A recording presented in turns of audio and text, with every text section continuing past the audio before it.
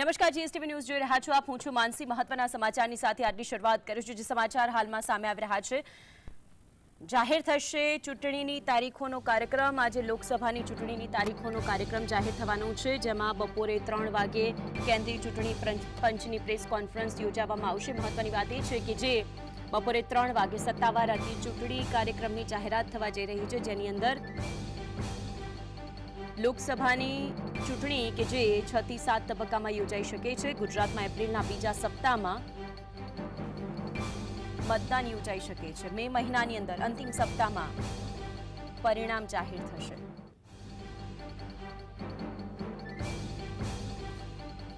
ચૂંટણીની તારીખ જાહેર થયા પછી આચારસંહિતા લાગુ કરવામાં આવશે. બપોરે 3 વાગ્યાનો સમય, એટલે કે હવે એક્ઝેક્ટ 12 વાગ્યા છે. 2 કલાક પછી જે ચૂંટણીની તારીખોની જાહેરાત થવાની છે.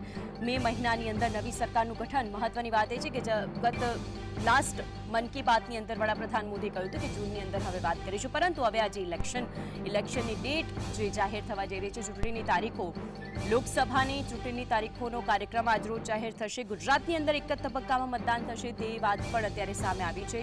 અલગ અલગ 6 થી 7 તબક્કાની અંદર ઇલેક્શન જાહેર થઈ શકે છે. એક તરફ તમામ રાજકીય પક્ષો છે કે જેઓ પોતાની તાકાત ઝૂકી દેશે ઇલેક્શનની અંદર. તમામ પાર્ટીઓ છે કે જેમણે પહેલા જ પ્લાન તૈયાર કરી લીધો છે. બીજી તરફ રાહ જોવાઈ રહેતી તારીખોની, કારણ કે હવે આદર્શ આચારસંહિતા લાગુ થઈ ગયા પછી કોઈપણ પ્રકારની નવી નીતિ કે પછી કોઈપણ પ્રકારના નવા યોજનાઓ, કાર્યક્રમ કોઈપણ સરકાર દ્વારા જાહેર ન કરવામાં આવી શકે. માટે આજથી જ આદર્શ આચારસંહિતા લાગુ થઈ જશે. પરંતુ એ તમામ પક્ષો કે જે પક્ષો દ્વારા ઇલેક્શનની અંદર એક તરફ ભારતીય જનતા પાર્ટી, એક તરફ કોંગ્રેસ, એક તરફ આમ આદમી પાર્ટી અને વિપક્ષ કે જે મજબૂત છે આ ઇલેક્શન લડવા માટે.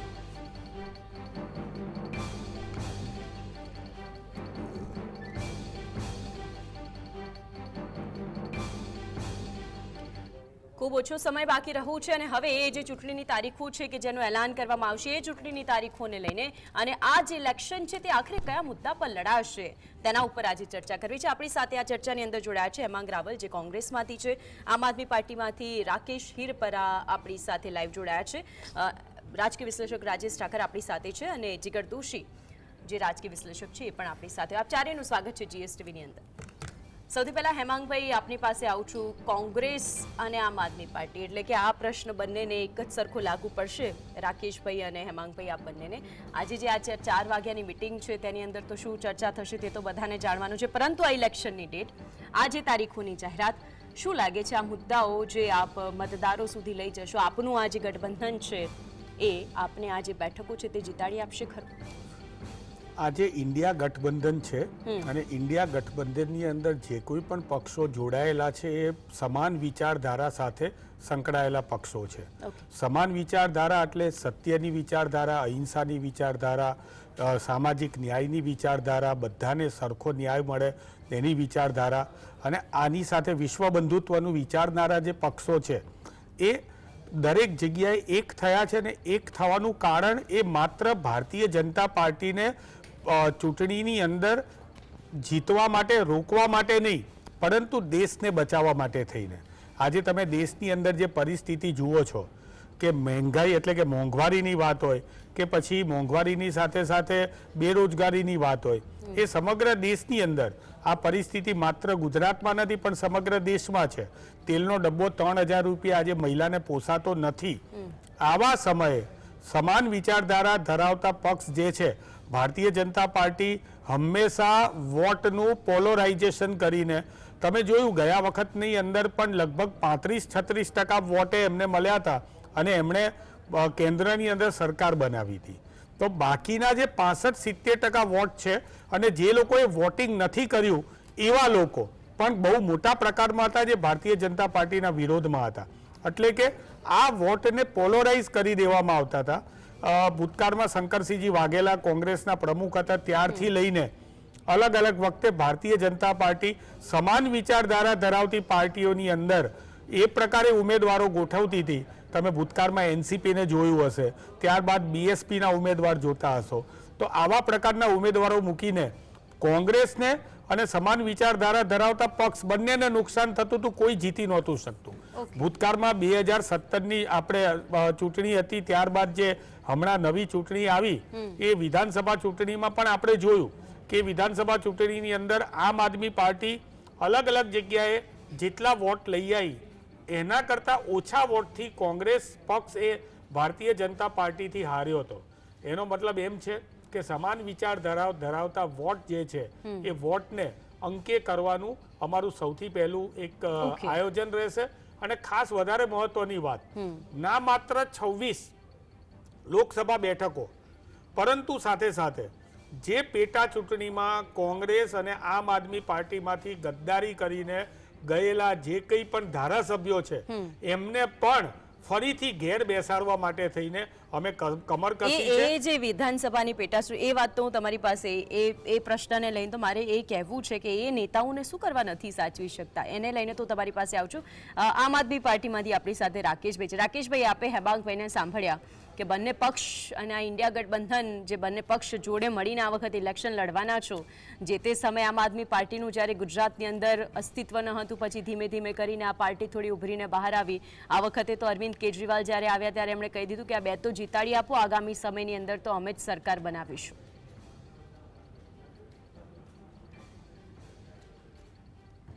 સાચી છે.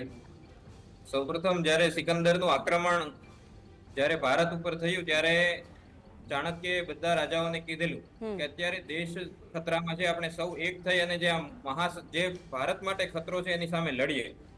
તો જે ભારતની વિવિધ પાર્ટીઓ છે એની આંતરિક લડાઈઓ હોઈ શકે, એમની કારણ કે વિચારધારાઓને લઈને અલગ અલગ લડાઈ હોઈ શકે, પણ આ લડાઈ પણ ત્યારે લડી શકાશે સિદ્ધાંતની મુદ્દાઓની લડાઈ જ્યારે દેશનું લોકતંત્ર બચશે, દેશ બચશે. અત્યારે ભારતીય લોકતંત્ર ઉપર સૌથી મોટો કોઈ ખતરો હોય તો એનું નામ છે ભારતીય જનતા પાર્ટી. તો ભારતના લોકતંત્રને બચાવવાની આ લડાઈ છે. જો લોકતંત્ર બચશે તો ચૂંટણીઓ બચશે, જો સંવૈધાનિક સંસ્થાઓ બચશે તો લોકોના અધિકારો બચશે. તો આ સંવૈધાનિક સંસ્થાઓને બચાવવાની, લોકતંત્રને બચાવવા માટેની આ ચૂંટણી છે.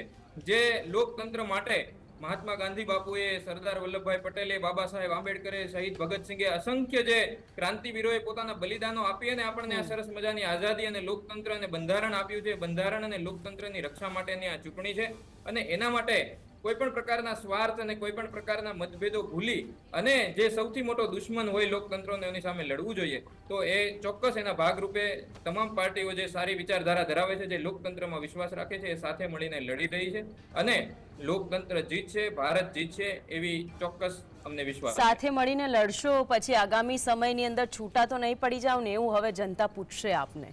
અને એ એટલા માટે કારણ કે આપના જે જોડાણ હોય છે એ જોડાણની અંદર બિહારનું ઉત્તમ ઉદાહરણ છે, એ સિવાય બહુ જ બધા ઉદાહરણો છે. એ વાતને લઈને આવું છું. આપણી સાથે રાજેશભાઈ જોડાયા છે. રાજેશભાઈ, એકતાની વાત કરી, બંને પક્ષને આપે સાંભળ્યા. એ એકતા જે તે સમયે ઇલેક્શન હતું તો કોણ કહેતું હતું કોણ કોની બી ટીમ છે, હવે આ બધા જ એકઠા થઈ ગયા છે, આ બંને પક્ષો. આ જે એકતા છે, આ એકતા ખરેખર ઇલેક્શનની અંદર ખરેખર એમની એકતાને પરિણામ સ્વરૂપે આપશે ખરા મતદારો મત? જો હવેની આ જે ચૂંટણીઓ છે એ જીતવા માટે લડાતી ચૂંટણીઓ છે અને એની અંદર આ જે પ્રશ્ન છે એ પ્રશ્ન આપણે અત્યારે કોંગ્રેસ અને આમ આદમી પાર્ટીને પૂછીએ તો એ પ્રશ્નથી ભારતીય જનતા પાર્ટી પણ અછૂતી નથી. એમણે પણ એમના પાર્ટનરોને દર 2 વર્ષે બદલ્યા છે. તમે બિહારમાં જુઓ તો તમે જેમ કીધું એમ કે દર 2 વર્ષે તલાક તલાક તલાક અને પછી 2 વર્ષ પછી પાછા હલાલા. એટલે તો પછી ખેંચીને લાવવા પડે ને. હા, એટલે ચૂંટણી કેવી રીતે જીતી શકાય એના કેન્દ્ર બિંદુની અંદર તમામ રણનીતિઓ ઘડાતી હોય છે.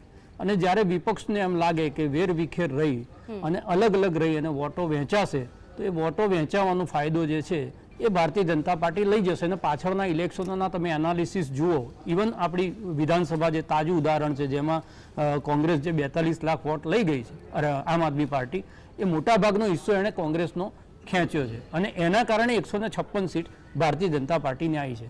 ગાંધીનગરની નગરપાલિકા એક એનું બીજું નાનું ઉદાહરણ હતું. આવું જ તમે આખા દેશના ચૂંટણીઓનું એનાલિસિસ કરો. દાખલા તરીકે દિલ્હી, તો દિલ્હીની અંદર 18% વોટ આમ આદમી પાર્ટીના હતા ગઈ લોકસભામાં અને 22% વોટ છે એ કોંગ્રેસના હતા. બે ભેગા કરો તો 40 છે, સામે 46% વાળી ભારતીય જનતા પાર્ટી. તે છતાં 7 સીટ જે છે એ ભારતીય જનતા પાર્ટી લઈ ગઈ છે. બિહારમાં ઉદાહરણ જુઓ તો 15% વોટ લેવા છતાં જે આરજેડી છે એને એક પણ સીટ નથી.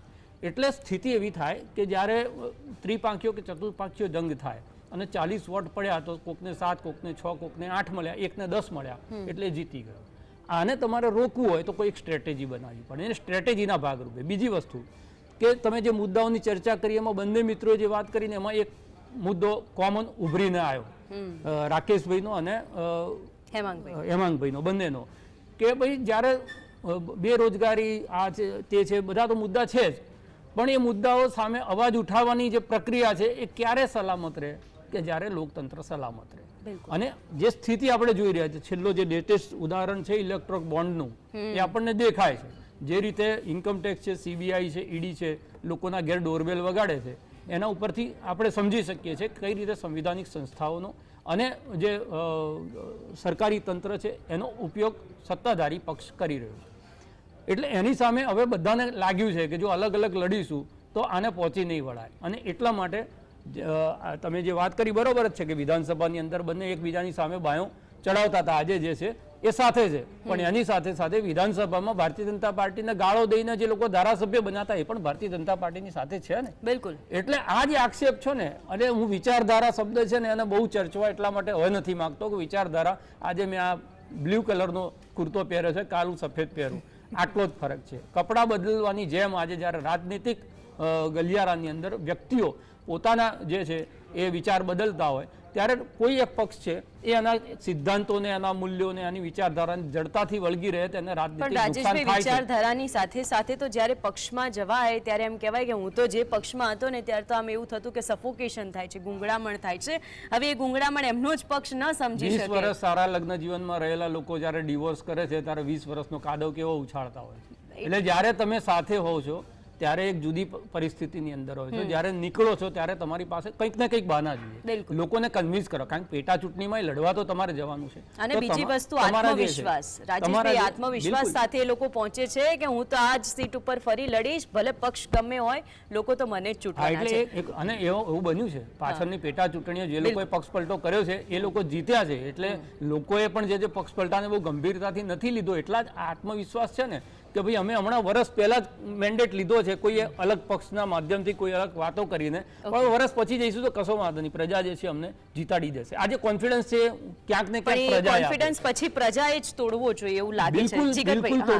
જીગરભાઈ પાસે જઉં છું. રાજેશભાઈ, આખું જે આપણે અત્યાર સુધીની ચર્ચા કરી જીગરભાઈ, એની અંદર બંને પક્ષોને આપણે સાંભળ્યા અને તેમાં પણ મુદ્દો એ છે કે જે તે પક્ષ સાથે જોડાયેલો વ્યક્તિ, હવે ઇલેક્શનની ડેટ જાહેર થઈ જશે, આ દરેક પક્ષે એટલી જ મહેનત કરી છે કે આ ઇલેક્શનની અંદર તેઓ એક મજબૂત પક્ષ સામે લડી શકે. આગામી સમયની અંદર આજે ઇલેક્શનની ડેટ જાહેર થયા પછી આપને શું લાગે છે કે કેટલી મજબૂતાઈ સાથે દરેક પક્ષની અત્યારની સ્થિતિ છે? બિલકુલ, જો આમાં સૌથી પહેલા જો હું શરૂ કરું વાતને, તો બે વાત આંખે ઉડીને વળગે છે. એક છે જે ચુનાવના સમીકરણ હોય છે ઇલેક્શનના, કે ઇલેક્શન જીતવા માટે લડાય છે હંમેશા, અને વિનેબિલિટી સૌથી મોટું ફેક્ટર થઈ ગયું છે આજના સમયમાં. એ બહુ સાવ સ્પષ્ટ વાત છે. દરેક પાર્ટીએ જોવે છે કે વિનેબિલિટીવાળા કેન્ડિડેટ કોણ છે, એમને પોતાની પાર્ટીમાં ગમે તેમ કરીને ટકાવો અથવા રાખો અથવા પોતાની પાર્ટીમાં લઈ જાઓ. એ બહુ સ્વાભાવિક વસ્તુ આપણે જોવા મળી રહી છે. હવે રહી વાત બીજી વિચારધારાની વાત કોઈ પણ પાર્ટી કરતી હોય ને, એ મારા ખ્યાલથી બહુ કોરાણે મૂકવા જેવી વાત છે. કારણ કે વિચારધારા દરેકની સેમ જ છે, જનતાની ભલાઈ. હવે જનતાની ભલાઈના જે ટેગ ઉપર દરેક પાર્ટી પોતાની વિચારધારા ચલાવે છે, એનાથી વિશેષ તો કંઈ છે નહીં. ભાજપ હોય તો એને પણ જનતાની ભલાઈ કરવી છે, કોંગ્રેસ હોય તો એને જનતાની ભલાઈ કરવી છે, આમ આદમી પાર્ટી હોય તો એને જનતાની ભલાઈ જ કરવી છે. એકચ્યુઅલીમાં કોણ કરે છે એનો જે આખો દારોમદાર છે અથવા જેના જે આંકડા છે એના બેઝ ઉપર જનતા એ વસ્તુ સમજે છે. સાથે સાથે જનતા લીડરશિપ જોવે છે કે લીડરશિપ મજબૂત કોણ છે, હજી સુધી કોણે ડિલિવર કર્યું છે, આગળ કોણ શું બીજું ડિલિવર કરી શકશે જે વાયદા કર્યા છે એ પ્રમાણે, અથવા જો વાયદા પૂરા નથી થયા તો પણ હજી ડિલિવરી કરવા માટે કઈ વ્યક્તિ સક્ષમ છે. આ બધી વસ્તુ જનતા જોવે છે. બીજી વાત એ પણ છે, જ્યાં સુધી આ જે ઇન્ડિયા ગઠબંધનની વાત થાય છે, ગઠબંધનમાં તમે જુઓ પંજાબમાં આમ આદમી પાર્ટી કોંગ્રેસ વચ્ચે શું ગઠબંધન છે. ગઈકાલે જ કોંગ્રેસના એક નેતાએ આમ આદમી પાર્ટી જોઈન કરી છે. આવું બધું સતત ચાલી રહ્યું છે. એટલે આ ગઠબંધનની અંદર સંપૂર્ણપણે એ લોકો બધી જગ્યાએ ભેગા થઈને લડી રહ્યા જેવું નથી. ટીએમસી સાથે શું થયું પશ્ચિમ બંગાળમાં કોંગ્રેસને, એ બધા જાણે છે. અધીર રંજન ચૌધરી જે છે એમણે મમતા બેનર્જીને એ સવારે ઉઠે ત્યાંથી ચા પીને ગાળો દેવાનું શરૂ કરે તો રાતે ઊંઘે ત્યાં સુધી એ જ કરે છે. આવા તો ઘણા કિસ્સાઓ છે. એની બિલકુલ સામે ઉલટ જોવા જઈએ તો બીજેપીમાં પણ ક્યાંય કોઈ વાણી સ્વાતંત્ર્ય નથી. અને એના કારણે કોઈ તમે જુઓ, ગઈકાલે વડોદરાનો કિસ્સો બહુ ચકજાર હતો, ડિબેટમાં ચર્ચાઓમાં હતું કે એક પર્ટિક્યુલર વ્યક્તિ જે છે બહુ જૂના એમના સંગઠનના વ્યક્તિ છે, બેન છે, એ વખતે આમ આદમી પાર્ટી જોઈન કરવાની વાતો ચાલે, એવું બધું હતી. પણ હવે એમની લોકપ્રિયતા કેટલી તમે આ વસ્તુ જોશો ને તો એમાં પણ તમને ખ્યાલ આવશે કે તમામ જે દારોમદાર છે એ હવે એક જેને કહેવાય ને પ્રેસિડેન્શિયલ ફોર્મ ઓફ જે ઇલેક્શન હોવું જોઈએ એ બાજુ જતો રહ્યો છે. અને કોંગ્રેસ પણ એ બાજુ જઈ રહી છે. છેલ્લા તમે 12 મહિનાનું આખું આકલન જુઓ તો કે કોંગ્રેસમાં પહેલા જે અલગ અલગ નેતાઓનું બી ક્યાંક વર્ચસ્વ હતું અથવા એવું હતું, એના બદલે હવે ફક્ત રાહુલ ગાંધી ઉપર ફોકસ આવી ગયું છે. એટલે હવે જે ઇલેક્શન જે આખું ક્યાં દેખાય છે કે મોદી વર્સિસ રાહુલ ગાંધી. હવે એમાં તમે જુઓ તો દરેક વ્યક્તિ એ જ વસ્તુ વિચારે છે કે આમાં મજબૂત કોણ, જેટલા વાયદા કર્યા એ વાયદા પૂરા કોણે કર્યા, જે નથી કર્યા એ પૂરા કરવા સક્ષમ કોણ છે, અને જો નથી પૂરા કર્યા તો ભૂતકાળમાં કોના કેટલા પાપ, આ વસ્તુ પણ ઉડીને આંખે વળગે છે. કોંગ્રેસનું સૌથી મોટું જે દુઃખ થાય છે અથવા તકલીફ થાય છે એ થાય છે એમનું અતીત. દરેકને પોતાનો ભૂતકાળ નડે, અને ભૂતકાળ કોંગ્રેસને નડે છે.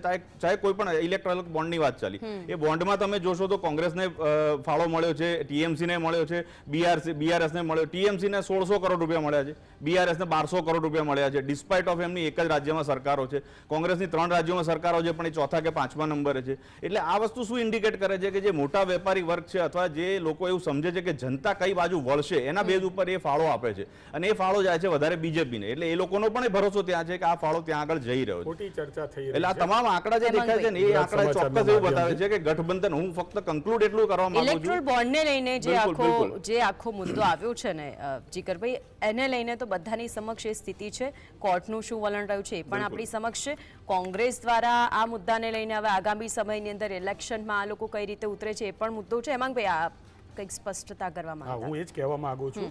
2-3 વાત જરા જીગરભાઈને કરવા માંગુ છું.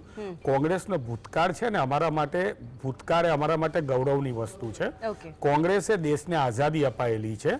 આ એ કોંગ્રેસ છે, અને આઝાદીની લડાઈમાં ભારતીય જનતા પાર્ટીના જે વંશજો હતા એમણે આંગળીનો નખ પણ નથી, ટેરવો પણ ફોડ્યો કે નાકની નસકોડી પણ નથી ફોડી. એટલે અમને અમારા ભૂતકાળ ઉપર ગૌરવ છે.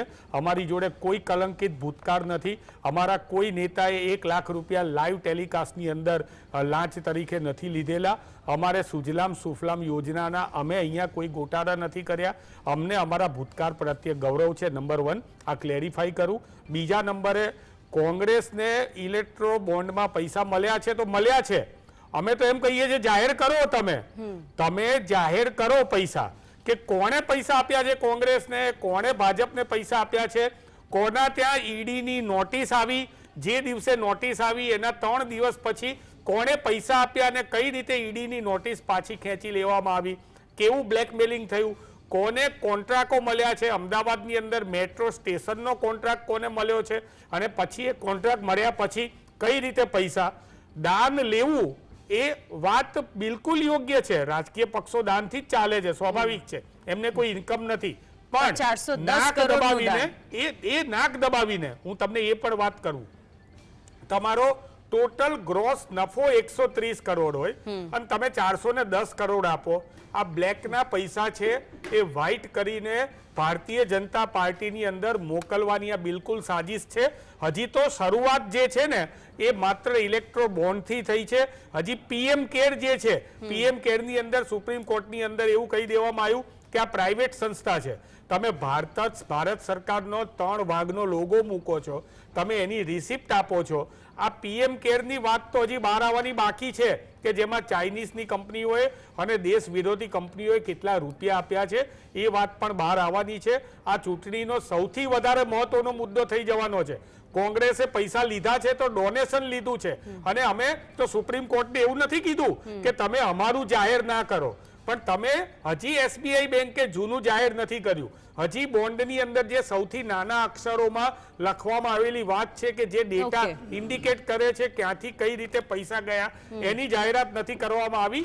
અમે એને જાહેરાત કરવા માટે થઈને અમે જ સામેથી કહીએ છીએ કે તમે જાહેર કરો, અને એમાં કોંગ્રેસનું હોય દૂધનું દૂધ અને પાણીનું પાણી થઈ જશે. પણ આ રાહુલ ગાંધીએ જે કીધું છે, વિશ્વનું સૌથી મોટું ભ્રષ્ટાચારી કૌભાંડ એ જો ભારતીય જનતા પાર્ટી અને માન્ય વડાપ્રધાન શ્રી દ્વારા આચરવામાં આવેલું હોય તો આ ઇલેક્ટ્રો બોન્ડનું કૌભાંડ છે. ઓકે, રાકેશભાઈ આપની પાસે આવું છું. મુદ્દાઓ ઘણા બધા હોય છે દર ઇલેક્શનની અંદર, અને દરેક વખતે અત્યારનો સૌથી મોટો અને મહત્વનો મુદ્દો એ છે કે જ્યારે ત્યારે પણ રોજગારીનો પ્રશ્ન આવે, જ્યારે ત્યારે પણ મોંઘવારીની વાતો આવે, તો જ્યારે મતદાર મત આપવા માટે જાય ત્યારે એવું વિચારે કે હું આ ઇલેક્શનની અંદર પોતાનો કિંમતી મત આપી રહ્યો છું, તો આ મતથી મને શું ફાયદો થશે, હું જે પાર્ટીને મત આપી રહ્યો છું આ પાર્ટી મને શું કરાવીને આપી શકે છે, આગામી સમયની અંદર આ પક્ષ મારા માટે શું કરશે.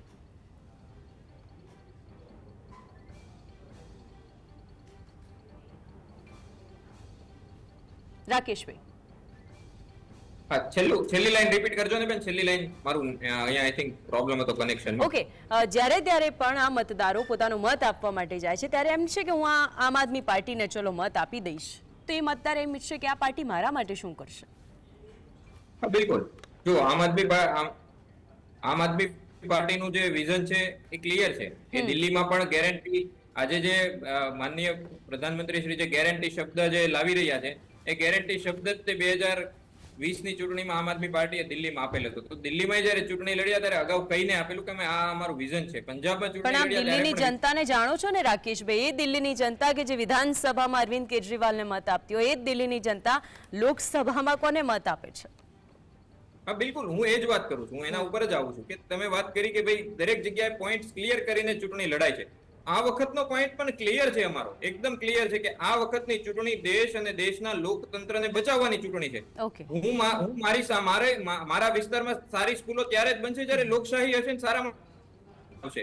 જો લોકશાહી જ નહીં હોય, લોકશાહીની સંસ્થાઓ ઉપર એવા માણસોનો કબજો હશે અને લોકશાહીની સંસ્થાઓનું ગળું દબાવવાનો પ્રયાસ કર્યો હશે તો મને મારા કયા અધિકારો મળશે? મને નહીં શિક્ષણ મળે, નહીં આરોગ્ય મળે, નહીં મારો અવાજ સાંભળવામાં આવે. તો અત્યારની આ જે ચૂંટણી છે, લોકસભાની જે ચૂંટણી છે, સૌપ્રથમ એ છે કે જે લોકશાહી વિરોધી તત્વો છે, જે બંધારણ વિરોધી તત્વો છે એને સત્તામાંથી દૂર કરી અને જે લોકતંત્રમાં વિશ્વાસ ધરાવે છે એવા સજ્જન માણસોની સરકાર બનાવી, એ આ ચૂંટણીની પ્રાયોરિટી છે.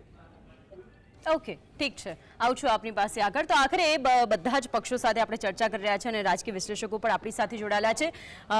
ગઠબંધન શું કહે છે, ગઠબંધનની આગામી રણનીતિ, ચૂંટણીનો શંખનાદ અને આ જ કાર્યક્રમની અંદર આપણે ચર્ચા કરી રહ્યા છીએ કે દરેક પક્ષ, જે પક્ષ પોતાની આગામી આ લોકસભા ઇલેક્શન છે જેની ચૂંટણી તારીખોની જાહેરાત થશે ત્યારે કઈ વાતો લઈને, પોતાની કઈ વાતો અને જે યોજનાઓ છે તેને લઈને તેઓ જાય છે મતદારો પાસે, અને આ વખતે મતદારોનો શું મિજાજ રહે છે. આપણી સાથે તમામ ગેસ્ટ જોડાયેલા છે. હેમાંગભાઈ કોંગ્રેસમાંથી છે, રાકેશભાઈ આમ આદમી પાર્ટીમાંથી, રાજેશભાઈ રાજકીય વિશ્લેષક અને જીગરભાઈ રાજકીય વિશ્લેષક. આપ ચારે ફરી એક વખત આપણી સાથે સ્વાગત છે. હેમાંગભાઈ, આપની જોડે જે વાત કરી તેને લઈને મારે જીગરભાઈ પાસે જવું છે. જીગરભાઈ, આખરે આ જે મુદ્દાઓ, પક્ષની ચર્ચાઓ, તેમાં પણ અત્યારની આપણે સ્થિતિ જોતા હોઈશું કે ઇન્ડિયા ગઠબંધન જે તે સમય થયું તે વખતે બધા જ પક્ષ એક સ્ટેજ પર એક સાથે હતા. પછી ધીમે એક તારો વિખેરાય અને પછી એક મોત, એક આખી માળાની અંદર એક મોતી પણ વિખેરાય એટલે એ આખી માળાની શું હાલત થાય આપણને ખબર છે. આપને શું લાગે છે? બિલકુલ, તમે જે કહ્યું એ જ થયું, સ્વાભાવિક છે. આપણે છેલ્લા 4-6 મહિનાથી આ ઘટનાક્રમ સતત જોઈ રહ્યા છીએ. એમાં શરૂઆત જો જોવા જઈએ તો કદાચ એ વસ્તુ હું એવું માનું છું કે જ્યારે 5 રાજ્યોની ચૂંટણી હતી ત્યારે કોંગ્રેસે એકલા હાથે લડવાનો જે નિર્ધાર કર્યો એના બદલે એ વખતે જ ગઠબંધનની સીટોને અંદર એડ કરીને આગળ જો પ્લાનિંગ કર્યું હોત તો કદાચ આ ચિત્ર જુદું હોત. એ જ સેમ વસ્તુને અખિલેશ યાદવે પણ ઉચ્ચારી હતી ઇલેક્શનના રિઝલ્ટ બાદ. અને જ્યારે કમલનાથજી, જે કોંગ્રેસના મોટા નેતા છે મધ્યપ્રદેશના, એમણે અખિલેશ યાદવને જે રીતે શબ્દો વાપર્યા હતા એ પણ જગજાહેર છે. આવી ઘણી ઘટનાઓ થઈ. અને તૃણમૂલ કોંગ્રેસમાંથી મમતા બેનર્જીએ કોંગ્રેસ માટે શું શબ્દો વાપર્યા એ પણ આપણે જાણીએ છીએ. ગઠબંધનના જ્યારે તારા વિખેરાય છે એટલે આમાં એક પેલો જે શબ્દ છે, ડાયલોગ છે, એના જેવું છે કે એક ગયા તો સબ ગયા. અને અત્યારે જ પરિસ્થિતિ તમે જુઓ, જેટલી પણ પાર્ટીઓ એમની જોડે છે એ તમામ પાર્ટીઓ ક્યાંક ને ક્યાંક મથી રહી છે પોતાના રાજકીય અસ્તિત્વને ટકાવી રાખવા માટે. અને એના લીધે એ લોકો પોતપોતાના સ્વાર્થની અંદર રચ્યા પચ્યા છે.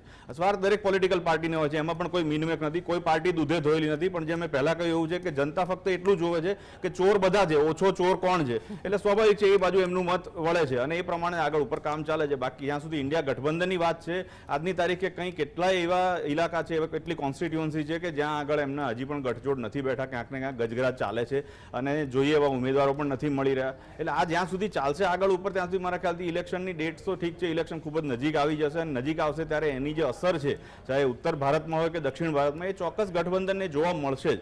અને એના લીધે ગઠબંધનને ઘણું બધું ફેસ કરવું પડશે. કોમન મિનિમમ એજન્ડા જેમ હોય છે એમ કોમન મિનિમમ સ્ટેટમેન્ટ, CMS જેવું પણ કંઈક ડેવલપ કરવું જોઈએ. આ પ્રકારની પણ કોઈક ને કોઈક રણનીતિઓ ગોઠવવી જોઈએ. પણ હવે તમામની રણનીતિ, એમની જે કમ્યુનિકેશન ટીમ બની હતી આજથી 6 મહિના 12 મહિના પહેલા, એ ટીમે તમામ પાર્ટીઓની વચ્ચે શું સંકલન કર્યું, એમાં કયા મોટા નેતાઓ દિલ્હીથી કામ કરતા હતા, એ લોકોએ શું કર્યું ના કર્યું, એના કોઈ ડેટા આજ સુધી તમે ક્યાંય કોઈ ડિબેટમાં જોયા નહીં હોય, ચાહે હિન્દીમાં ડિબેટ હોય કે ગુજરાતીમાં ડિબેટ હોય. એટલે એના લીધે કારણ શું થાય, તમે હવે એનું એક બીજું રિવર્સ ઇફેક્ટ જુઓ ને તો આજે એ સ્ટેજ લાવી દીધો છે ભાજપે કે ગુજરાતની ડિબેટમાં તો કોંગ્રેસના નેતાઓની સામે કોંગ્રેસ કોંગ્રેસના નેતા જ ડિબેટ કરવા આવે છે અને સામે લડે છે.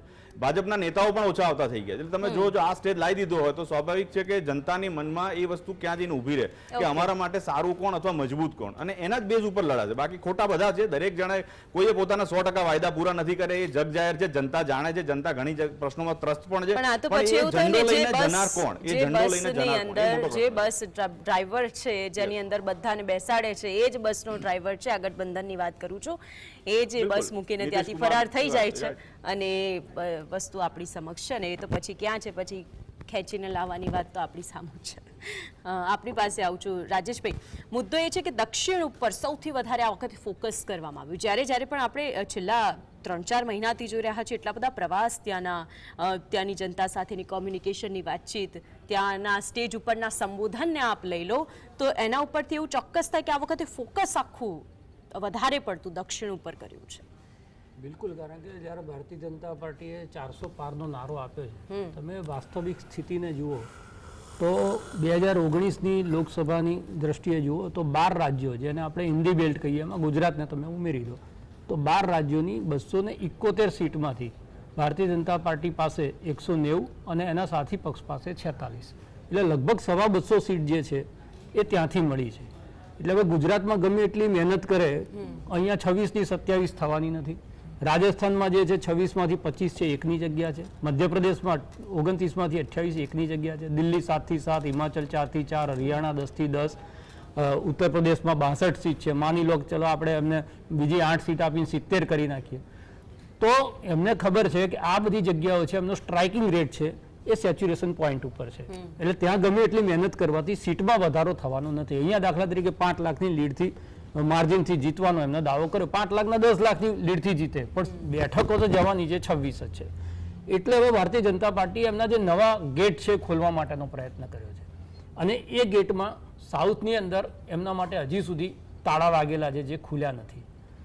તમે આ મેં 12 રાજ્યોની વાત કરી, એમાં પણ વાસ્તવિકતાની દ્રષ્ટિએ જુઓ તો બિહારની અંદર એમના જે ઓરિજિનલ પાર્ટનર ગઈ વખતે હતા એ વચ્ચે છેડો ફાડીને જતા રહ્યા, ફરી પાછા એ એમની સાથે આવ્યા છે. એટલે ક્રેડિબિલિટીનો જે ઇસ્યુ છે એ નીતિશ કુમારની સાથે રહેવાનો છે. નીતિશ કુમારને થયેલું નુકસાન છે આફ્ટર ઓલ તો એનડીએનું નુકસાન થાય. એટલે ગઈ વખત એમને જે 17 સીટો મળી છે, હવે 17 સીટની માગણી બિહારમાં કરી રહ્યા છે કે અમારા જેટલા સિટિંગ એમપી છે એટલા તો તમે અમને આપો જ. એ સિવાય ચિરાગ પાસવાન છે, બીજી 1-2 નાની પાર્ટીઓ છે જેમને 1-1 સીટો આપવાની સ્થિતિ છે.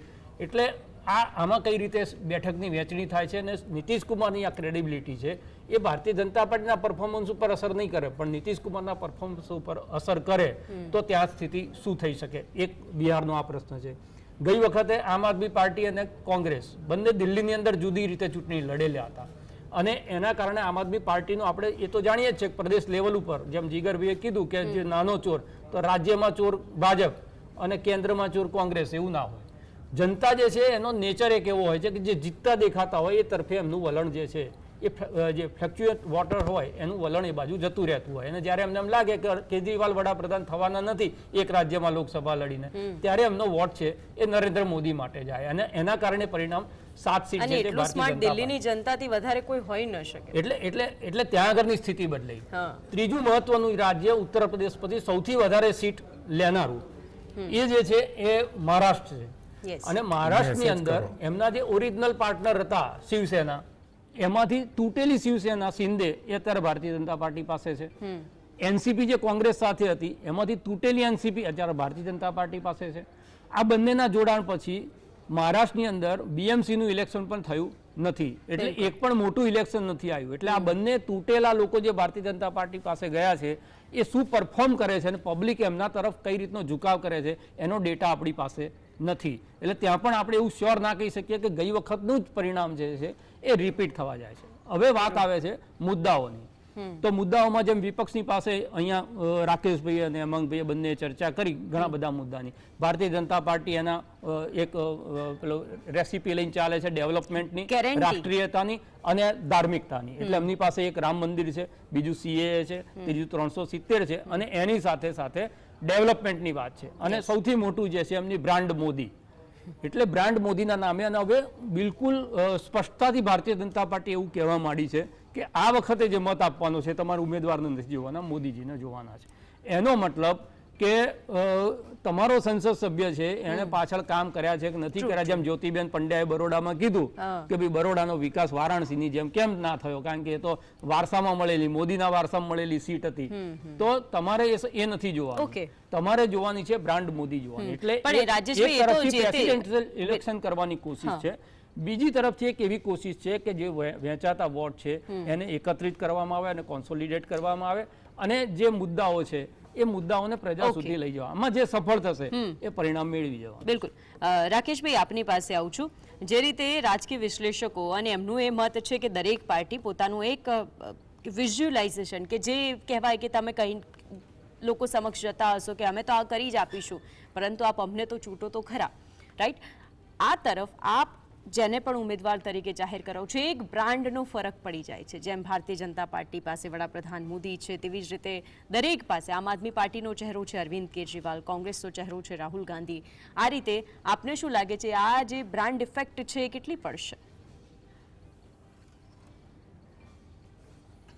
હા, એકચ્યુઅલી ભારતીય જનતા પાર્ટી છે જે ઘણી ઇટ સેલ્ફ કહી દે છે કે કંપની ચલાવે છે, પાર્ટી નથી ચલાવતા. બ્રાન્ડ વગેરે જે કાંઈ જે છે એ કંપની કલ્ચરમાં હોય, જેવી ઈસ્ટ ઇન્ડિયા કંપની હતી, કેવી રીતે અત્યારે ઘણી બધી કોર્પોરેટ કંપનીઓ ચાલે છે. મેં વારંવાર વાત કરી, અત્યારની જે લડાઈ છે એ લોકતંત્રને બચાવવાની લડાઈ છે. અને અમારી જે બ્રાન્ડ છે અથવા જે કીધું, અમારી પાસે જે છે એ સરસ મજાનો તિરંગો છે અને એક ભારત માતાનો નકશો છે, ભારતનો નકશો છે, અને એની ઉપર બંધારણનું પુસ્તક છે. અમારી જે કાંઈ લડાઈ છે એ બંધારણને બચાવવાની છે, લોકતંત્રને બચાવવાની છે, લોકોના અધિકારો જીવતા રહેશે, બંધારણીય સંસ્થાઓ જીવતી રહેશે, તો ભવિષ્યમાં કોઈ પણ લડાઈ લડી રહેશે. જ્યારે આઝાદીની લડાઈ ચાલતી હતી ને ત્યારે એ લડાઈ નહોતી ચાલતી કે આઝાદી આવી જશે પછી આપણને આરોગ્યના કેવા અધિકારો મળશે, શિક્ષણના કેવા અધિકારો મળશે. એ લડાઈ એ ચાલતી હતી કે અત્યારે આપણને આપણા અધિકારો મળવા જોઈએ. આ દેશમાં સ્વરાજ છે તો આપણા દેશમાં આપણું રાજ. જે આ લડાઈ છે ને એના માટેની છે. એક વખત આ લડાઈ જીતી જશું પછી બેસીને અવશ્ય નક્કી થશે કે શિક્ષણ માટે શું કરીશું, આરોગ્ય માટે શું કરીશું. અને આમ આદમી પાર્ટીની વાત કરો તો અમારી પાસે ટ્રેક રેકોર્ડ છે, દિલ્હી અને પંજાબનો ટ્રેક રેકોર્ડ છે, ત્યાં અમે કરીને બતાવીશું. તો કરીને બતાવ્યું છે, તો અમારે વધારે એ વિશે કહેવાની જરૂર નથી. પણ અત્યારે આ મોટી ચૂંટણી છે એ ભારતીય લોકતંત્રને બચાવવાની, ભારતની બંધારણીય સંસ્થાઓને બચાવવાની અને બંધારણને બચાવવાની લડાઈ છે. એના માટે નાના મોટા મતભેદો ભૂલી અને જેટલા ગઠબંધન, જેટલા ઘટક દળો સાથે આવી શકતા હોય અમે તો બધાને અપીલ કરીએ છીએ કે આવવું જોઈએ, કારણ કે આ દેશને બચાવવાની લડાઈ છે. તો બિલકુલ એ લડાઈ અમે તાકાતથી લડી રહ્યા છીએ, લડીશું અને જીતીશું. ઠીક છે. હેમાંગભાઈ, જે રીતે હવે તો કહેવાય ને આમ આદમી પાર્ટી અને કોંગ્રેસ બંને આમ મિત્રો છે, કારણ કે જોડે લડી રહ્યા છો. એમણે કહ્યું કે અમે તો બધા એક સાથે, અને દરેક નાના નાના પક્ષોને પણ આહવાન કરીએ છીએ કે અમારી સાથે જોડાઈ જાઓ, કારણ કે એક મજબૂત પક્ષ છે કે જે કહી રહ્યો છે કે આપણે તો ગેરંટી ઉપર જ બધું લડવાનું છે. એક વાત એ આવે સામે કે આપનો પક્ષ આટલા વર્ષો જૂનો પક્ષ છે, કોંગ્રેસ જે પોતાના નેતાઓ કે જે વર્ષોથી તમારી સાથે જોડાયેલા હતા, જ્યારે ત્યારે પણ એવી ઘટનાઓ સામે આવે કે હું જઉં છું, ત્યારે શું આપ એ નેતાઓ સાથે બેસતા નથી, ચર્ચા કરતા નથી કે તકલીફ શું છે? કારણ કે જ્યારે સ્ટેટમેન્ટ આવે કે અમારું કોઈ સાંભળતું જ નથી, એ પક્ષની અંદર આપ છો, એ પક્ષના આપ નેતા છો, શું ખરેખર એવું છે ખરું? જો માનસી, બહુ સારો પ્રશ્ન પૂછ્યો તમે. પહેલા તો 30 વર્ષથી ગુજરાતની અંદર કોંગ્રેસનું શાસન નથી. ભારતીય જનતા પાર્ટી 3 દાયકાથી રાજ કરે છે, સનાતન સત્ય છે. અને એ જ્યારે 3 દાયકાથી રાજ કરતી હોય તો અમારી જોડે આપવા માટે શું હોય? અમારી જોડે આપવા માટે ધારાસભ્યની ટિકિટ હોય, અમારી જોડે આપવા માટે વિરોધ પક્ષના નેતાનું પદ હોય, અમારી જોડે આપવા માટે કોંગ્રેસના પ્રમુખ પદનું પદ હોય, અમારી જોડે આપવા માટે રાજ્યસભાની મેમ્બરશીપ હોય. અમે આ ગયેલા નેતાઓને દરેકને આ દરેક વસ્તુ જે એક છે, જે પ્રાઇમ છે, એ અમે દરેક વસ્તુ આપેલી છે. એ GSTVના માધ્યમથી હું દર્શકોને જણાવું છું ને દર્શકો જોઈ લે, એક નામ જુએ, એમને આ દરેક વસ્તુ પ્રોટોકોલની મુજબ મળેલી છે. હવે એમને એનેથી વધારે જોઈતું હોય તો એ એમને એવું લાગે છે કે હજી ઓછું છે, તો એનેથી વધારે જોઈતું હોય તો કદાચ સત્તા પક્ષની અંદર એમને એવું લાગે છે કે ગયા પછી મળશે. પણ આ વખતે પ્રજાએ પણ નક્કી કર્યું છે, અમે પણ અમારી સ્ટ્રેટર્જી ફૂલ ટુ પ્લાન કરેલી છે કે આ કોંગ્રેસને દગો દઈને ગયેલા લોકોએ કોંગ્રેસને દગો નથી દીધેલો, જે જનતાએ એમને વોટ આપ્યો છે એમને દગો દીધેલો છે. આ રાજનીતિની અંદર અત્યારે વિરોધ પક્ષમાં રહીને વિરોધ પક્ષની સેવાની રાજનીતિ કરવી ને એ કોઈ કાચા પોચાના ખેલ નથી. અહીંયા તો માનનીય વડાપ્રધાન શ્રી નરેન્દ્રભાઈ મોદી આવે કે અમિતભાઈ શાહ આવે તો 30-30 કિલોમીટરની ત્રિજ્યામાં અમારા નેતાઓને નજરબંધ કરી દેવામાં આવે છે. અમે કોઈ વિરોધ કરીએ તો વિરોધની અંદર અમે વિરોધ કરતા પહેલા જ અમને પોલીસ અટકાયત કરે, ધરપકડ કરી લેવામાં આવે છે. પોરબંદરની અંદર 2 કાર્યકર્તાઓને રહેસી નાખવામાં આવ્યા હતા, મારી નાખવામાં આવ્યા હતા. સુરતની અંદર ખાલી કારા વાવટા બતાવ્યા 3 યુવાનોએ, તો 3 યુવાનોને અલગ અલગ જેલની અંદર એક પણ કેસ નહોતો થયેલો એમની ઉપર, એમને પાસા નાખીને મોકલી દેવામાં આવ્યા. પાસામાં જામીન ના મળે એ પ્રકારનું સેન્ટ્રલ જેલ હોય, આવી હોય માનસિક આવી પરિસ્થિતિ હોય ત્યારે અમારા કાર્યકર્તા અકબંધ છે, જેને મળ્યું છે એ વધારે મેળવવા જાય તો એ તો હવે માનવ સહજ સ્વભાવ છે, એને તો જનતા મને લાગે છે કે એમને જવાબ આપશે. પણ હું તમને સ્પષ્ટ કહું છું કે ભલે એ લોકોએ ત્યાં ગયા છે, પરંતુ કોંગ્રેસના જે કર્મઠ કાર્યકર્તાઓ છે અને કર્મઠ અમારા જેવા નેતાઓ છે એ કોંગ્રેસની વિચારધારાની કમાન સંભાળીને બેઠા છે. આજે નહીં તો કાલે સચ્ચાઈની જીત થવાની છે અને અમને વિશ્વાસ છે કે આ જ ચૂંટણીની અંદર અમારું ફોકસ, ફરીથી એક વખત કહું છું, ના માત્ર 26 લોકસભા સીટ છે, અમારી સ્ટ્રેટર્જી આ જે વિધાનસભા સીટની અંદર જે લોકોએ ગદ્દારી કરેલી છે એમને હરાવવાની વાત છે. તમે પોરબંદરની વાત કરો, પણ આમ કેવું લાગે હેમાંગભાઈ, આપણી જોડે તમારા જ પક્ષ જોડે જોડાયેલો વ્યક્તિ જે તમારી સાથે બેસતો હતો ને એ જ પક્ષ છોડીને જાય ને એમના માટે આપણે આ ગદ્દાર શબ્દ વાપરવો પડે. હવે એક વસ્તુ છે કે જો એ નેતાને કેવું લાગતું હશે કે એ જેમને આખો દિવસ રંગાને બિલ્લા કહેતા હતા, જેમને આખો દિવસ ગાળો દેતા હતા, એમની જોડે જઈને બેસે છે, એમને કેવું લાગતું હશે ને જેને રંગા બિલ્લા કીધું હતું એ એમની જોડે બેસે એમને કેવું લાગતું હશે. એના કરતાં અમને તો એવું લાગે છે કે ના, સારું થયું. અને હું તો હજી કહું છું કે આવા નેતાઓ અમારી જોડે નથી, એ અમારા માટે ભવિષ્યનો એક સારો સંકેત છે. બિલકુલ. અને કદાચ જે પક્ષની આપે વાત કરી અને પક્ષની અંદર આપે જે આપનો મત મૂક્યો હોય, જીએસટીવીના મંચ પર આપનું પોતાનું એક પક્ષ તરીકેના નેતા તરીકેનું આ વાક્ય હશે, તેની જીએસટીવીની સાથે કોઈ પણ પ્રકારના લેવા દેવા નથી. જીગરભાઈ, આપની પાસે આવું છું.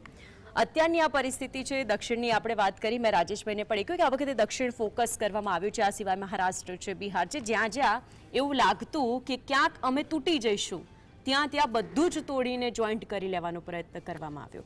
હવે આગામી સમયની અંદર 26 બેઠક જ્યારે ગુજરાતની અંદર છે, ગુજરાતની સ્થિતિને જોતા એમણે દરેક જગ્યાએ મધ્યસ્થ કાર્યાલય, ત્યાં પણ કાર્યકરો, તેમની સાથે પણ મિટિંગ, એમની સાથે પણ ચર્ચા, આ બધું જ કર્યા છતાં પણ આજે નાના નાના પક્ષો છે જે ગઠબંધન થયું છે, આપને લાગે છે કે એ લેવલ સુધી પહોંચીને ગ્રાસરૂટ લેવલ સુધી આ લોકો કામ કરી શકશે? જ્યાં સુધી નાના નાના પક્ષોની વાત છે ત્યાં સુધી એમને 2 વસ્તુ હંમેશા નડતી હોય છે. એક છે ફંડિંગ, કારણ કે એમની પાસે એટલા રિસોર્સિસ હોતા નથી, અને બીજું છે એક લિમિટેડ સંગઠન હોય છે એમનું, એટલે એ બધે નથી પહોંચી વળતા. એટલે સ્વાભાવિક છે કે નાના નાના પક્ષો છે એ પોતાના મત વિસ્તારમાં ચોક્કસથી કંઈક ના કંઈક પ્રભાવ છોડી શકે, પોતાના મતદારોને રીઝવી શકે, અને એટલા માટે જ ભાજપ એમને પોતાની સાથે ભેળવી રહ્યું હોય છે અને પોતાનું જે આખું જેને કહેવાય ઘટક દળ છે એને મોટું કરે છે. આ એમની સ્ટ્રેટેજી છે વર્ષો જૂની. એ સિવાયની સ્ટ્રેટેજી બિલકુલ ઓપન છે કે જે તે જીતાવ કેન્ડિડેટ હોય, વિનેબિલિટી વાળા હોય, બીજી કોઈ પણ પાર્ટીના હોય, પોતાની પાર્ટીમાં ગમે તેમ કેન પ્રકારણ કરીને સામેલ કરો, એ બી બહુ સ્વાભાવિક વાત છે. એટલે આને હું એક જ ફેક્ટરથી જોઉં છું કે અત્યારે બીજેપી એકદમ મરણતોલ પ્રયાસ કરી રહી છે કે કોઈ પણ હિસાબે જીતવું છે, ચાહે ગમે તે થઈ જાય, અને ત્રીજી ટર્મ લાવી છે. અને આની પાછળના ફેક્ટર પણ બહુ જ મોટા છે. એક તો એમને ત્રીજી ટર્મ લાવી છે, એના સિવાય આવનારા 2025ની અંદર આરએસએસના 100 વર્ષ પૂરા થાય છે, એમની જનસંઘની આખી જે માતૃ સંસ્થા છે, એટલે બીજા કેટલાય પ્રોગ્રામ પ્લાનિંગ હોય 5 વર્ષ, 10 વર્ષ, 15 વર્ષ, વન નેશન વન ઇલેક્શન, બિલકુલ એ બધા તો છે જ, એ તો 100% છે. સીએ છે કે આગળ ઉપર એનઆરસી લાવશે કે બીજા કંઈ ને કંઈક પ્રોગ્રામ્સ એ લોકોના બિલકુલ પાઇપલાઇનમાં હોય છે. આ વસ્તુ વિપક્ષે શીખવાની છે. હું ખાલી હંમેશા જ્યારે મારી કોઈ પણ ડિબેટ હોય છે એમાં ચોક્કસ કહું છું, વિપક્ષ રણનીતિ બનાવે, એની ઉપર અમલ કરે, એના માટેના એવા નેતાઓ ઊભા કરે, લડાયક પ્રવૃત્તિવાળા યુવાનો ઊભા કરે, એ એમણે વિશ્વાસ તો આપવો પડશે ને, નહીતર સ્વાભાવિક છે કે વિપક્ષ એકદમ બિલકુલ સમેટાઈ જશે અથવા બહુ નાની જગ્યાએ રહી જશે, જે ગયા વખતે આપણે જોયું છે. અને આ વખતે પણ એ જ પ્રકારના એંધાણ છે. જનતાના પ્રશ્નો હંમેશા છે, એ હું ચોક્કસ કહું છું. જનતાના પ્રશ્નો 1947 થી અત્યાર સુધી એના એ જ રહ્યા છે, ચાહે રોજગારી હોય કે મોંઘવારી હોય. કદી આજ સુધી એવું તો થયું નથી કે મોંઘવારી ઘટી હોય 75 વર્ષની અંદર, એ વધી જ છે ઉત્તરોત્તર. કદી આજ સુધી એવું તો થયું નથી. આમ આદમી પાર્ટીના નેતાએ પણ કહ્યું કે અમે રોજગારીમાં કે એમાં બહુ મોટું કામ કર્યું છે. દિલ્હીમાં એમણે કેટલી સરકારી નોકરી આપી એનો આંકડો એ કહી શકે તો આપણને બહુ આનંદ થશે. એટલે બધું જેને કહેવાય ને કે તમામ જગ્યાએ છીંડા છે જ. હવે જનતા ખાલી એટલું જોવે છે કે સક્ષમતાથી કોણ લડી શકે એમ છે, અથવા પછી એવા કયા નેતા છે કે જે કોઈ કોઈ પણ હિસાબે સત્તા પ્રાપ્ત કરીને આગળ વધવામાં સક્ષમ છે. અત્યારે જનતા પણ એ સમજે છે. આપણે જો જનતાને એકદમ નૈતિકતાના યુગમાં લઈ જઈએ તો એ પણ શક્ય નથી, કારણ કે નેતાઓ પણ આપણા સમાજમાંથી જ આવે છે. એટલે જો નેતાઓ અનૈતિક હોય તો કંઈ આપણો સમાજ બી નૈતિક છે, એટલે એવી કોઈ જ વાત માનવાને કારણ નથી. તમામ લોકો પોતપોતાના ફાયદા, વિનેબિલિટી બધું જોયા પછી સામાજિક સેવા કે લોક સેવાની વાત કરતા હોય છે, અને બિલકુલ ભલીભાંતિ ઓપન ફેક્ટ છે. આપણે ફક્ત એક જનતા તરીકે, એક મતદાર તરીકે એટલું જોવાનું છે કે આપણા ચૂંટેલા નેતા એટલી શું કામ કરે છે, આપણે એમને સવાલ પૂછી શકીએ. સવાલ પૂછીને આપણે એ કામના જે ધારાધોરણ છે તો એના શું રિઝલ્ટ આવે એના સુધી પહોંચીએ ને તોય મારા ખ્યાલથી ઘણું છે. રહી વાત છેલ્લી કે જે લોકસભાની ચૂંટણીને લક્ષીને જે વાત થાય છે કે લોકતંત્ર નહીં બચે, લોકતંત્ર હંમેશા છે, ભારતમાં રહેવાનું જ છે, કદી નથી થવાનું. લોકતંત્ર જો ના બચ્યું હોત તો 10 વર્ષમાં આપણે ડિબેટ બી બંધ કરી દીધી હોત, આપણે કશું ના કરતા હોત, આપણે ઘરે બેઠા હોત અને ચર્ચા કંઈ કરવાની સક્ષમતા જ ના હોત. એટલે મારા ખ્યાલથી લોકતંત્રને કોઈ પ્રશ્ન નથી. પ્રશ્ન એક જ છે કે એટલે એવું છે જીગરભાઈ, જો હમે તારેગા ઉને હમ તારેંગે, અસ્તિત્વ બચાવવા લડી રહી છે. એ જ વાત આવીને ઉભી રહે કે જે અમારા માટે કરશે એના માટે અમે કરીશું, એવું મતદારોનો મિજાજ હશે. રાજેશભાઈ, આપની પાસે આવું છું. ચૂંટણીના મુદ્દાઓમાં આ વખતે મસ્ત મોટો મુદ્દો આ વખતે કહેવાય ને કે ઇફેક્ટ રામ મંદિરનો મુદ્દો હોય, અને પછી બીજા પક્ષની વાત કરો તો પરિવારવાદ, ભ્રષ્ટાચાર, આ બધા મુદ્દે હવે દરેક પક્ષ હંમેશા લડતું આવ્યું છે. પરંતુ આ બધાની વચ્ચે આ પક્ષોની કામગીરી અને બીજી તરફ એક મોટા પક્ષ તરીકેની કામગીરી, દરેક જગ્યાએ જઈને 400 પાર કહેવું શું કોઈ ઇઝી છે? 400 પાર જવું એક રાજકીય મનોવિજ્ઞાન હોય. જ્યારે તમને એમ કહેવામાં આવે કે અબકી વાર 400 પાર, એટલે આપણે ચર્ચા શું કરીએ છીએ કે 400 કેવી રીતે થશે, એ ચર્ચા નથી કરતા કે બહુમતી માટે 262 જોઈએ, 262 સુધી કેવી રીતે પહોંચશે. એટલે એક તો એ મનોવિજ્ઞાન છે કે ચર્ચા એવી શરૂ થઈ જાય કે ભાઈ જીતવાના તો આ લોકો છે જ, હવે કેવી રીતે જીતે છે એની ચર્ચા બાકી રહી છે. એટલે આ એક રાજકીય મનોવિજ્ઞાન છે, અને એ ભારતીય જનતા પાર્ટી ઘણા બધા વખતથી જુદા જુદા રાજ્યોની અંદર એનો પ્રયોગ કરે છે. પણ હું એવું સમજુ છું કે કોઈ પણ પરિવર્તનના મૂળની અંદર વ્યક્તિઓનો કે સંસ્થાઓનો આશાવાદ હોય. જો તમે એવું સમજો કે બધું મરી જ પરવાર્યું છે ને હવે તો આની સામે લડી શકાય એવી પરિસ્થિતિમાં કોઈ વિપક્ષ છે જ નહીં, અને અત્યારે આપણે વિપક્ષને એવી સલાહ આપીએ કે ભારતીય જનતા પાર્ટી પાસેથી શીખવું પડે, તો 50 વર્ષ સુધી ભારતીય જનતા પાર્ટી પણ કોંગ્રેસની સામે સત્તા ઉપર કેવી રીતે આવવું એ એમના નરેન્દ્ર મોદી કરતા મોટા નેતા હોવા છતાં શીખતી હતી. અટલ બિહારી વાજપેયી, હું કાયમ કહું છું, અટલ બિહારી વાજપેયી, અડવાણી, મુરલી મનોહર જોશીના યુગમાં પણ 2 સીટ આવે એ સ્થિતિમાં ભારતીય જનતા પાર્ટી જતી, તોય અટલ બિહારી વાજપેયીને કોઈએ જે રાહુલ ગાંધી માટે વપરાય છે શબ્દો, એ શબ્દો ક્યારેય નથી વાપર્યા. એટલે રાજકીય પરિસ્થિતિ છે ને એ સાયકલનું ચક્ર છે, અને એની અંદર દસકાઓ જે છે એ દરેકમાં બદલાતા હોય છે. બિલકુલ બિલકુલ. એટલે દસકાઓ જે છે બદલાતા હોય છે. અત્યારે જે રાજનીતિ છે એ કેવા સ્તર ઉપર છે, અને લોકતંત્ર એટલે કઈ ઇમરજન્સી આવી જશે એવી વાત નથી, પણ લોકતંત્રના જ્યારે નખ છે કાપી નાખવામાં આવે કે તમને ન્યાય જ્યાંથી મેળવવો છે. SBI જે એમ કહેતી હોય 60 દિવસની અંદર અમને 90 દિવસ લાગશે ડેટા આપતા, એ જે SBI 24 કલાકની અંદર ડેટા આપી દે છે, તો એને કોઈક ને કોઈક કંટ્રોલ કરી રહ્યું છે કે ભાઈ તારા નથી આપવાનું. તો જે કંટ્રોલ કરી રહ્યું છે નથી આપવાનું, એને ક્યાંક ને ક્યાંક શંકા છે કે આ બહાર આવશે. આ જ વાત આગળ વધારીશું.